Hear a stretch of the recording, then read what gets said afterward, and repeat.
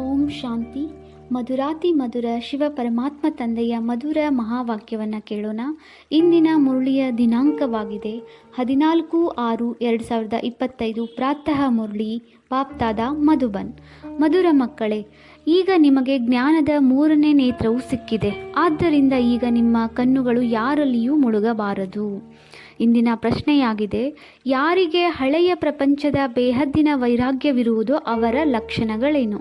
ಬಾಬಾ ಉತ್ತರ ಹೇಳ್ತಿದ್ದಾರೆ, ಅವರು ತಮ್ಮದೆಲ್ಲವನ್ನೂ ತಂದೆಗೆ ಅರ್ಪಣೆ ಮಾಡುತ್ತಾರೆ. ಬಾಬಾ, ನಮ್ಮದೇನೂ ಇಲ್ಲ, ಈ ದೇಹವೂ ನನ್ನದಲ್ಲ, ಇದು ಹಳೆಯ ದೇಹವಾಗಿದೆ, ಇದನ್ನು ಬಿಡಬೇಕಾಗಿದೆ. ಹೀಗೆ ಅವರ ಮೋಹವು ಎಲ್ಲದರಿಂದ ಕಳೆಯುತ್ತಾ ಹೋಗುವುದು. ನಷ್ಟ ಮೋಹಿಗಳಾಗಿರುತ್ತಾರೆ. ಅವರ ಬುದ್ಧಿಯಲ್ಲಿರುತ್ತದೆ, ಇಲ್ಲಿಯದೇನೂ ಕೆಲಸಕ್ಕೆ ಬರುವುದಿಲ್ಲ, ಏಕೆಂದರೆ ಇಲ್ಲಿಯದೆಲ್ಲವೂ ಕ್ಷಣಿಕವಾಗಿದೆ. ಓಂ ಶಾಂತಿ. ತಂದೆಯು ಮಕ್ಕಳಿಗೆ ಬ್ರಹ್ಮಾಂಡ ಮತ್ತು ಸೃಷ್ಟಿಚಕ್ರದ ಆದಿ ಮಧ್ಯ ಅಂತ್ಯದ ಜ್ಞಾನವನ್ನು ತಿಳಿಸುತ್ತಿದ್ದಾರೆ. ಅದನ್ನು ಮತ್ಯಾರೂ ತಿಳಿಸಲು ಸಾಧ್ಯವಿಲ್ಲ. ಒಂದು ಗೀತೆಯಲ್ಲಿದೆ, ಭಗವಂತನು ಬಂದು ನರನಿಂದ ನಾರಾಯಣನಾಗಿ ಮಾಡುತ್ತಾರೆಂದು. ರಾಜಯೋಗದ ವರ್ಣನೆ ಇದೆ. ಇದು ಗೀತೆಯ ವಿನಃ ಮತ್ಯಾವುದೇ ಶಾಸ್ತ್ರದಲ್ಲಿಲ್ಲ. ಇದನ್ನೂ ಸಹ ತಂದೆಯು ತಿಳಿಸಿದ್ದಾರೆ. ನಾನು ನಿಮಗೆ ರಾಜಯೋಗವನ್ನು ಕಲಿಸಿದ್ದೇನು. ಈ ಜ್ಞಾನವು ಪರಂಪರೆಯಿಂದ ನಡೆಯುವುದಿಲ್ಲ ಎಂಬುದನ್ನು ಸಹ ತಿಳಿಸಿದ್ದರು. ತಂದೆಯು ಬಂದು ಒಂದು ಧರ್ಮದ ಸ್ಥಾಪನೆ ಮಾಡುತ್ತಾರೆ, ಆಗ ಉಳಿದೆಲ್ಲ ಧರ್ಮಗಳು ವಿನಾಶವಾಗಿ ಬಿಡುತ್ತವೆ. ಯಾವುದೇ ಶಾಸ್ತ್ರ ಇತ್ಯಾದಿಗಳು ಪರಂಪರೆಯಿಂದ ನಡೆಯುವುದಿಲ್ಲ. ಎಲ್ಲವೂ ಸಮಾಪ್ತಿಯಾಗಿ ಬಿಡಲು ಧರ್ಮ ಸ್ಥಾಪನೆ ಮಾಡಲು ಬರುವ ಸಮಯದಲ್ಲಿ ಯಾವುದೇ ವಿನಾಶವಾಗುವುದಿಲ್ಲ. ಭಕ್ತಿ ಮಾರ್ಗದ ಶಾಸ್ತ್ರಗಳನ್ನು ಓದುತ್ತಲೇ ಬರುತ್ತಾರೆ.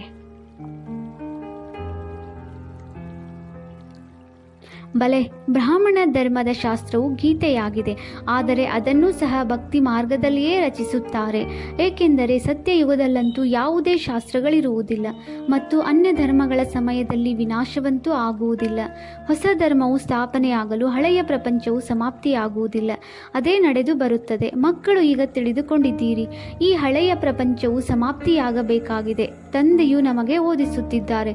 ಗಾಯನವೂ ಸಹ ಒಂದೇ ಗೀತೆಯದೇ ಆಗಿದೆ. ಗೀತಾ ಜಯಂತಿಯನ್ನು ಆಚರಿಸುತ್ತಾರೆ. ವೇದ ಜಯಂತಿ ಎಂದು ಯಾವುದೂ ಇಲ್ಲ. ಭಗವಂತನು ಒಬ್ಬರೇ ಆಗಿದ್ದಾರೆ. ಅಂದ ಮೇಲೆ ಒಬ್ಬರದೇ ಜಯಂತಿಯನ್ನು ಆಚರಿಸಬೇಕು.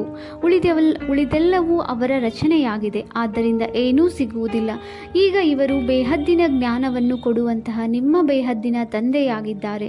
ಇವರು ಯಾವುದೇ ಶಾಸ್ತ್ರಗಳನ್ನು ಹೇಳುತ್ತಿಲ್ಲ. ಇವೆಲ್ಲವೂ ಭಕ್ತಿ ಮಾರ್ಗವಾಗಿದೆ.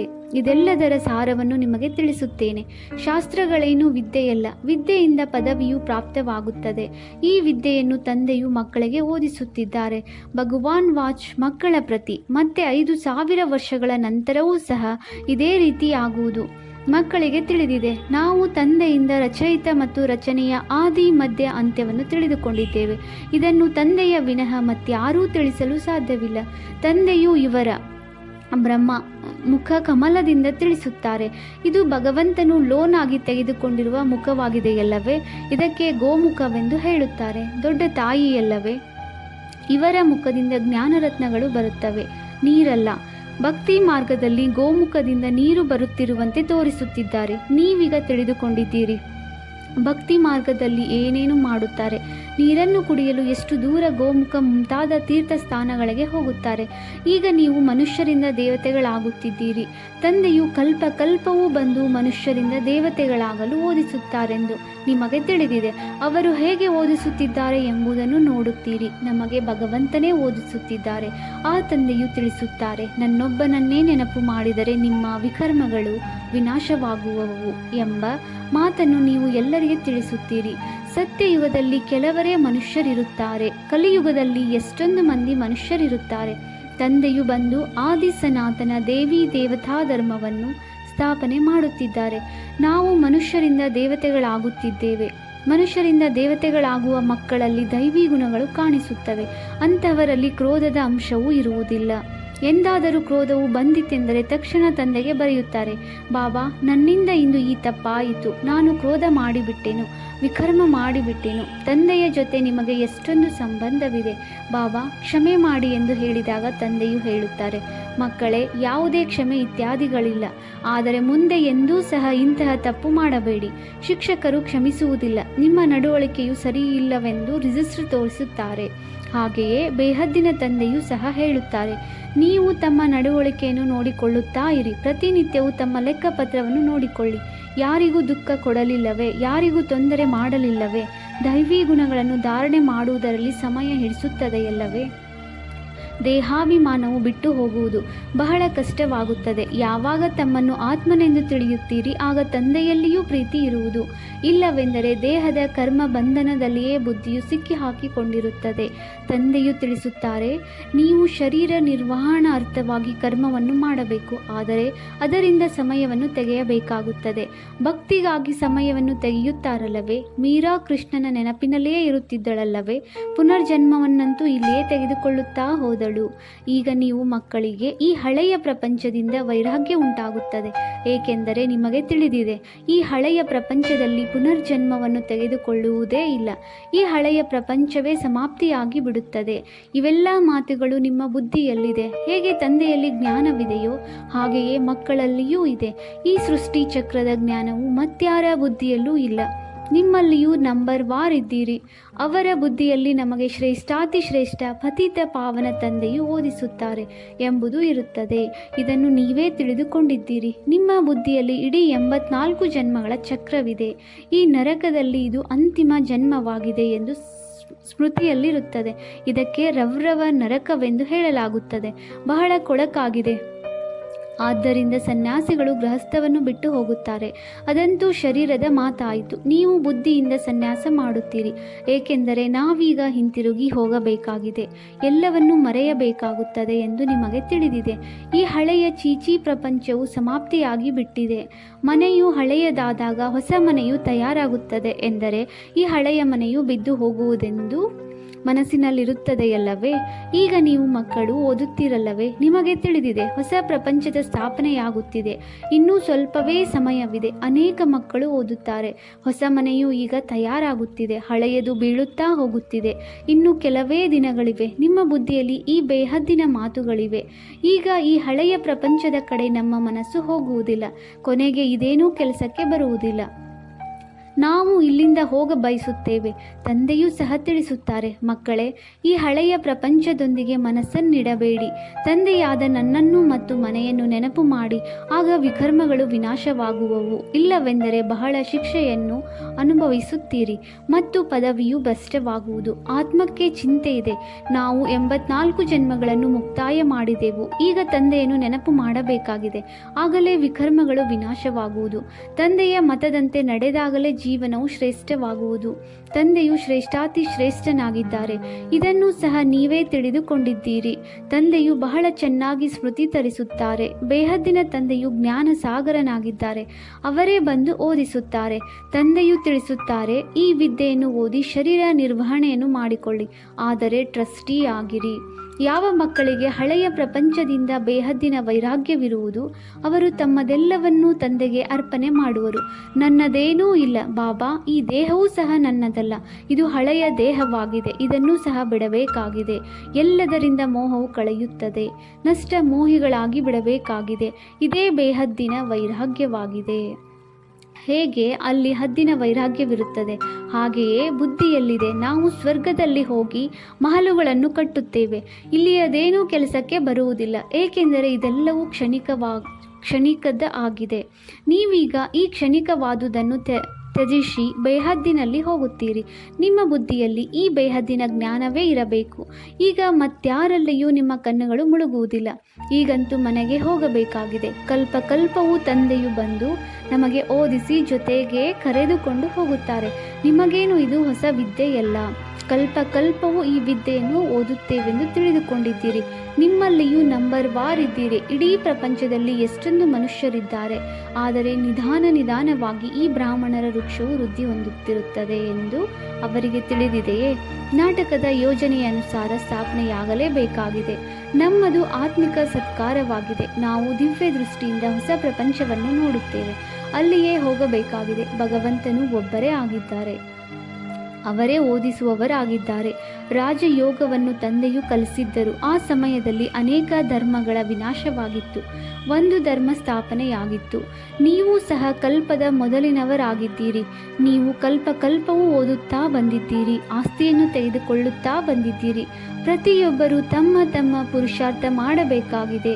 ಇದು ಬೇಹದ್ದಿನ ವಿದ್ಯೆಯಾಗಿದೆ. ಈ ಶಿಕ್ಷಣವನ್ನು ಯಾವುದೇ ಮನುಷ್ಯ ಮಾತ್ರರು ಕೊಡಲು ಸಾಧ್ಯವಿಲ್ಲ. ತಂದೆಯು ಶ್ಯಾಮ ಮತ್ತು ಸುಂದರ ಎನ್ನುವುದರ ರಹಸ್ಯವನ್ನು ತಿಳಿಸಿದ್ದಾರೆ. ನಾವೀಗ ಸುಂದರರಾಗುತ್ತಿದ್ದೇವೆ. ಮೊದಲು ಶ್ಯಾಮನಾಗಿದ್ದೆವು ಎಂಬುದನ್ನು ನೀವೇ ತಿಳಿದುಕೊಂಡಿದ್ದೀರಿ. ಕೇವಲ ಕೃಷ್ಣನೊಬ್ಬನೇ ಇರಲಿಲ್ಲ, ಅವರ ಇಡೀ ರಾಜಧಾನಿ ಇತ್ತಲ್ಲವೇ? ನೀವೀಗ ತಿಳಿದುಕೊಳ್ಳುತ್ತೀರಿ, ನಾವು ನರಕವಾಸಿಗಳಿಂದ ಸ್ವರ್ಗವಾಸಿಗಳಾಗುತ್ತಿದ್ದೇವೆ. ಈಗ ನಿಮಗೆ ಈ ನರಕದಿಂದ ತಿರಸ್ಕಾರ ಉಂಟಾಗುತ್ತದೆ. ನೀವೀಗ ಈ ಪುರುಷೋತ್ತಮ ಸಂಗಮ ಯುಗದಲ್ಲಿ ಬಂದು ಬಿಟ್ಟಿದ್ದೀರಿ. ಇಷ್ಟೊಂದು ಮಂದಿ ಬರುತ್ತಾರೆ. ಇವರಲ್ಲಿ ಯಾರು ಕಲ್ಪದ ಹಿಂದೆ ಬಂದಿದ್ದರೋ ಅವರೇ ಬರುತ್ತಾರೆ. ಸಂಗಮ ಯುಗವನ್ನು ಸಹ ಚೆನ್ನಾಗಿ ತಿಳಿದುಕೊಳ್ಳಬೇಕಾಗಿದೆ. ನಾವು ಪುರುಷೋತ್ತಮ ಅರ್ಥಾತ್ ಮನುಷ್ಯರಿಂದ ದೇವತೆಗಳಾಗುತ್ತಿದ್ದೇವೆ. ಮನುಷ್ಯರಂತೂ ನರಕವೆಂದರೇನು ಸ್ವರ್ಗವೆಂದರೇನು ತಿಳಿದುಕೊಂಡಿಲ್ಲ. ಎಲ್ಲವೂ ಇಲ್ಲಿಯೇ ಇದೆ. ಯಾರು ಸುಖಿಯಾಗಿದ್ದಾರೆಯೋ ಅವರು ಸ್ವರ್ಗದಲ್ಲಿದ್ದಾರೆ, ದುಃಖಿಯಾಗಿರುವವರು ನರಕದಲ್ಲಿದ್ದಾರೆಂದು ಹೇಳುತ್ತಾರೆ. ಅನೇಕ ಮತಗಳಿವೆಯಲ್ಲವೇ? ಒಂದು ಮನೆಯಲ್ಲಿಯೂ ಸಹ ಅನೇಕ ಮತಗಳಾಗಿ ಬಿಡುತ್ತವೆ. ಮಕ್ಕಳು ಮೊದಲಾದವರಲ್ಲಿ ಮೋಹದ ಸೆಳೆತವಿದೆ, ಅದು ಕಳೆಯುವುದಿಲ್ಲ. ಮೋಹಕ್ಕೆ ವಶರಾಗಿ ನಾವು ಹೇಗಿರುತ್ತೇವೆ ಎಂಬುದನ್ನೇ ತಿಳಿದುಕೊಂಡಿರುವುದಿಲ್ಲ. ಮಗುವಿನ ವಿವಾಹ ಮಾಡುವುದೇ ಎಂದು ಕೇಳುತ್ತಾರೆ, ಆದರೆ ಮಕ್ಕಳಿಗೆ ಈ ನಿಯಮವನ್ನು ತಿಳಿಸಲಾಗುತ್ತದೆ. ನೀವು ಸ್ವರ್ಗವಾಸಿಗಳಾಗಲು ಒಂದು ಕಡೆ ಜ್ಞಾನವನ್ನು ಕೇಳುತ್ತಿದ್ದೀರಿ, ಇನ್ನೊಂದು ಕಡೆ ಅವರನ್ನು ನರಕದಲ್ಲಿ ಹಾಕುವುದೇ ಎಂದು ಕೇಳುತ್ತೀರಿ. ನೀವು ಈ ರೀತಿ ಕೇಳುತ್ತೀರೆಂದರೆ ಹೋಗಿ ಮಾಡಿ ಎಂದು ತಂದೆಯು ಹೇಳುತ್ತಾರೆ. ಇವರಿಗೆ ಮೋಹವಿದೆ ಎಂದು ತಿಳಿಯುತ್ತಾರೆ. ಒಂದು ವೇಳೆ ಮದುವೆ ಬೇಡವೆಂದರೂ ಮತ್ತೆ ಉಲ್ಲಂಘನೆ ಮಾಡಿಬಿಡುತ್ತೀರಿ. ಮಗಳಿಗೆ ಮದುವೆಯಂತೂ ಮಾಡಲೇಬೇಕಾಗುತ್ತದೆ, ಇಲ್ಲವೆಂದರೆ ಸಂಘದೋಷದಲ್ಲಿ ಹಾಳಾಗಿ ಬಿಡುತ್ತಾರೆ. ಗಂಡು ಮಕ್ಕಳಿಗೆ ನೀವೇನು ಮಾಡುವ ಅವಶ್ಯಕತೆ ಇಲ್ಲ, ಆದರೆ ಅಷ್ಟು ಸಾಹಸ ಬೇಕಲ್ಲವೇ? ತಂದೆಯು ಇವರಿಂದ ಕರ್ಮ ಮಾಡಿಸಿದ್ದರಲ್ಲವೇ? ಇವರನ್ನು ನೋಡಿ ಮತ್ತೆಲ್ಲರೂ ಮಾಡತೊಡಗಿದರು. ಮನೆಯಲ್ಲಿಯೂ ಬಹಳ ಜಗಳಗಳಾಗುತ್ತವೆ. ಇದು ಕಲಹದ ಪ್ರಪಂಚವಾಗಿದೆ, ಮುಳ್ಳುಗಳ ಕಾಡಲ್ಲವೇ? ಒಬ್ಬರು ಇನ್ನೊಬ್ಬರನ್ನು ಕುಟುಕುತ್ತಿರುತ್ತಾರೆ. ಸ್ವರ್ಗಕ್ಕೆ ಉದ್ಯಾನವನ ಎಂದು ಹೇಳಲಾಗುತ್ತದೆ, ಇದು ಕಾಡಾಗಿದೆ. ತಂದೆಯು ಬಂದು ಮುಳ್ಳುಗಳಿಂದ ಹೂಗಳನ್ನಾಗಿ ಮಾಡುತ್ತಾರೆ. ಪ್ರದರ್ಶನಿಯಲ್ಲಿ ಬಲೆ, ಹೌದು ಹೌದು ಸತ್ಯವೆಂದು ಹೇಳುತ್ತಾರೆ, ಆದರೆ ತಿಳಿದುಕೊಳ್ಳುವುದೇನೂ ಇಲ್ಲ. ಕೆಲವರೇ ವಿರಳ ಬರುತ್ತಾರೆ. ಒಂದು ಕಿವಿಯಿಂದ ಕೇಳಿ ಇನ್ನೊಂದು ಕಿವಿಯಿಂದ ಬಿಟ್ಟು ಬಿಡುತ್ತಾರೆ. ರಾಜಧಾನಿಯನ್ನು ಸ್ಥಾಪನೆ ಮಾಡುವುದರಲ್ಲಿ ಸಮಯ ಹಿಡಿಸುತ್ತದೆಯಲ್ಲವೇ? ಮನುಷ್ಯರು ತಮ್ಮನ್ನು ಮುಳ್ಳೆಂದು ತಿಳಿಯುವುದಿಲ್ಲ. ಈ ಸಮಯದಲ್ಲಿ ಬಲೆ, ಮುಖವು ಮನುಷ್ಯನದಾಗಿದೆ, ಆದರೆ ಗುಣಗಳು ಕೋತಿಗಳಿಗಿಂತಲೂ ಕೀಳಾಗಿದೆ. ಆದರೆ ತಮ್ಮನ್ನು ಆ ರೀತಿ ತಿಳಿಯುವುದೇ ಇಲ್ಲ. ಆದ್ದರಿಂದ ತಂದೆಯು ತಿಳಿಸುತ್ತಾರೆ, ತಮ್ಮ ರಚನೆಗೂ ತಿಳಿಸಿ, ಅಂದರೆ ಮಕ್ಕಳಿಗೂ ತಿಳಿಸಿ. ಒಂದು ವೇಳೆ ತಿಳಿದುಕೊಳ್ಳಲಿಲ್ಲವೆಂದರೆ ಬಿಟ್ಟು ಬಿಡಿ, ಆದರೆ ಆ ಶಕ್ತಿಯು ಬೇಕಲ್ಲವೇ? ಮೋಹದ ಕೀಟಗಳು ಈ ರೀತಿ ಮುತ್ತಿಕೊಂಡಿದೆ, ಅವು ಬಿಟ್ಟು ಹೋಗುವುದೇ ಇಲ್ಲ. ಇಲ್ಲಂತೂ ನಷ್ಟ ಮೋಹಿಗಳಾಗಬೇಕಾಗಿದೆ. ನನ್ನವರು ಒಬ್ಬ ತಂದೆಯ ವಿನಃ ಮತ್ಯಾರೂ ಇಲ್ಲ. ಈಗ ನಮ್ಮನ್ನು ಕರೆದುಕೊಂಡು ಹೋಗಲು ಬಂದಿದ್ದಾರೆ ಅಂದ ಮೇಲೆ ಪಾವನರಾಗಬೇಕಾಗಿದೆ. ಇಲ್ಲವೆಂದರೆ ಬಹಳ ಶಿಕ್ಷೆಗಳನ್ನು ಅನುಭವಿಸಬೇಕಾಗುತ್ತದೆ ಮತ್ತು ಪದವಿಯೂ ಭ್ರಷ್ಟವಾಗುವುದು. ಈಗ ತಮ್ಮನ್ನು ಸತೋ ಪ್ರದಾನ ಮಾಡಿಕೊಳ್ಳುವುದೇ ಚಿಂತೆಯಾಗಿದೆ. ಶಿವನ ಮಂದಿರದಲ್ಲಿ ಹೋಗಿ ನೀವು ತಿಳಿಸಬಹುದು, ಭಗವಂತನು ಭಾರತವನ್ನು ಸ್ವರ್ಗವನ್ನಾಗಿ ಮಾಡಿದ್ದರು. ಈಗ ಅವರು ಪುನಃ ಮಾಡುತ್ತಿದ್ದಾರೆ. ಕೇವಲ ಇಷ್ಟನ್ನೇ ತಿಳಿಸುತ್ತಾರೆ, ಮಕ್ಕಳೇ ನನ್ನೊಬ್ಬನನ್ನೇ ನೆನಪು ಮಾಡಿ. ಒಳ್ಳೆಯದು. ಮಧುರಾತಿ ಮಧುರ ಅಗಲಿ ಹೋಗಿ ಮರಳಿ ಸಿಕ್ಕಿರುವಂತಹ ಮಕ್ಕಳಿಗೆ ಮಾತಾಪಿತಾ ಬಾಪ್ದಾದಾರವರ ನೆನಪು, ಪ್ರೀತಿ ಹಾಗೂ ನಮಸ್ತೆ. ಆತ್ಮೀಯ ಮಕ್ಕಳಿಗೆ ಆತ್ಮೀಯ ತಂದೆಯ ನಮಸ್ತೆ. ನಾವು ಆತ್ಮೀಯ ಮಕ್ಕಳಿಂದ ಆತ್ಮೀಯ ತಂದೆಗೆ ನೆನಪು, ಪ್ರೀತಿ ಹಾಗೂ ನಮಸ್ತೆ ನಮಸ್ತೆ ನಮಸ್ತೆ. ಧಾರಣೆಗಾಗಿ ಮುಖ್ಯ ಸಾರ. ಪಾಯಿಂಟ್ ನಂಬರ್ 1, ಈ ಹಳೆಯ ಪ್ರಪಂಚದಿಂದ ಬೇಹದ್ದಿನ ವೈರಾಗಿಗಳಾಗಿ ತಮ್ಮದೆಲ್ಲವನ್ನು ಅರ್ಪಣೆ ಮಾಡಿ. ನಮ್ಮದೇನೂ ಇಲ್ಲ, ಈ ದೇಹವೂ ನನ್ನದಲ್ಲ. ಇದರಿಂದ ಮೋಹವನ್ನು ತೆಗೆದು ನಷ್ಟ ಮೋಹಿಗಳಾಗಬೇಕಾಗಿದೆ. ಪಾಯಿಂಟ್ ನಂಬರ್ 2, ರಿಜಿಸ್ಟರ್ನಲ್ಲಿ ಕಲೆಯುಂಟಾಗುವ ತಪ್ಪನ್ನೆಂದೂ ಮಾಡಬಾರದು. ಸರ್ವ ದೈವಿ ಗುಣಗಳನ್ನು ಧಾರಣೆ ಮಾಡಬೇಕಾಗಿದೆ. ಒಳಗೆ ಕ್ರೋಧದ ಅಂಶ ಮಾತ್ರವೂ ಇರಬಾರದು. ವರದಾನ: ಹೇಳುವುದು, ಯೋಚಿಸುವುದು ಮತ್ತು ಮಾಡುವುದು ಈ ಮೂರನ್ನು ಸಮಾನಾಗಿ ಮಾಡುವಂತಹ ಜ್ಞಾನಿತ್ವ ಆತ್ಮಾಭವ. ಈಗ ವಾನಪ್ರಸ್ಥ ಅವಸ್ಥೆಯಲ್ಲಿ ಹೋಗುವ ಸಮಯ ಸಮೀಪ ಬರುತ್ತಿದೆ. ಆದ್ದರಿಂದ ಬಲಹೀನತೆಗಳೆಂಬ ನನ್ನತನವನ್ನು ಅಥವಾ ವ್ಯರ್ಥದ ಆಟವನ್ನು ಸಮಾಪ್ತಿ ಮಾಡಿ. ಹೇಳುವುದು, ಯೋಚಿಸುವುದು ಮತ್ತು ಮಾಡುವುದು ಸಮಾನವಾಗಿ ಮಾಡಿಕೊಳ್ಳಿ. ಆಗ ಹೇಳಲಾಗುವುದು ಜ್ಞಾನ ಸ್ವರೂಪ.